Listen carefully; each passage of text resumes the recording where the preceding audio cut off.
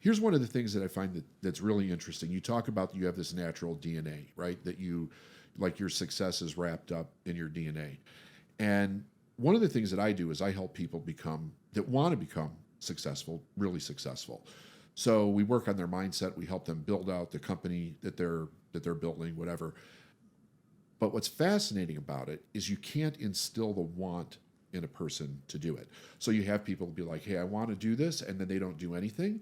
And then you have other individuals, they want it and they'll do anything that is necessary to get there. There's a huge division between people that want for stuff and people who want for process.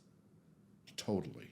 And I think one of the things I'm trying to figure out is, in the framework that you set that up, this is why I want to change success. You're properly, because of the way we all came up, deeming, you're creating a system, I assume, I'm making some assumptions here, that a level of, the framework creates success financially, because that's the nature of a business, like, right?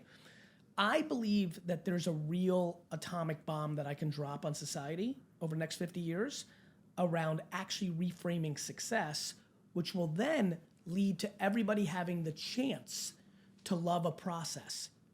There's a lot of people who have the natural DNA to be an all-time stay-at-home dad. But because we haven't created the framework yet to making a stay-at-home dad who crushes and raises 3 children that go on to do incredible things as an incredible North Star of being successful, in the same way that we do a billionaire or an NBA champion or a rapper that wins a Grammy, we have not given macro permission yet for the people to I know employees right now that work for me, men, and I know their wives, that they should be doing reversal.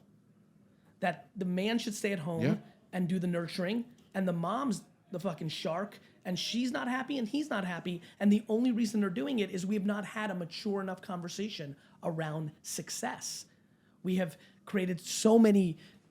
By the way, thank God, we talk so much more now about women and minorities and their thing, but a guy who deep in his soul thinks he's a nurturing father and wants to stay home is frowned upon by his contemporaries, friends, and society.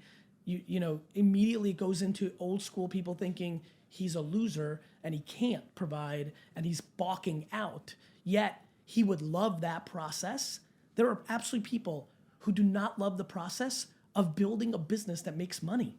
And thus they will stop and start and have micro wins and macro failures and will never achieve it. It is, if a person comes to us and they want to work with us, that's one of the first questions that we ask them is, do they actually love the process of what they do? Because if they don't, they'll fail. If they're just going after the car or their house or, the jet or whatever it is, it's like, no, you're not, it won't happen. You will fail. And I think eventually there'll be more businesses built on, bailing them out. I have to be empathetic to what you have upfront opportunity costs and other things. I think there's a way, I think there's a lot of good stuff on the horizon. I genuinely believe your business, you exact human beings, 40 years from now, as things get reframed, the business was built from day one to be able to afford to kick Dustin out a week in when you just decided no way. Whereas I'm just, and maybe that is what you do, but I would never expect the business to do that. I do believe that we need to reframe success. We have to make happy. We have to, for the fucking sake of so many fucking millions of people, we have to make success happiness. We have to. We have to teach people how to live very happily, making $81,000 a year, that is controlling their expenses, that is not applying for credit cards, that is not valuing the clothes they wear and the cars they drive. We have to teach parents how to make their children feel comfortable that they have a worse car, or things like, we have to teach that as an advantage. Like, kids are funny. Like, I think you can educate kids at 7 or 8 of like, hey, we have less, that is going to be your advantage. I believed it, and so others can too. Right. We've just become very consumeristic. We've become very at the mercy of opinion. Judgment is at an all-time high. People are just judging people left and right now because of the political climate. And they're crashing because of it.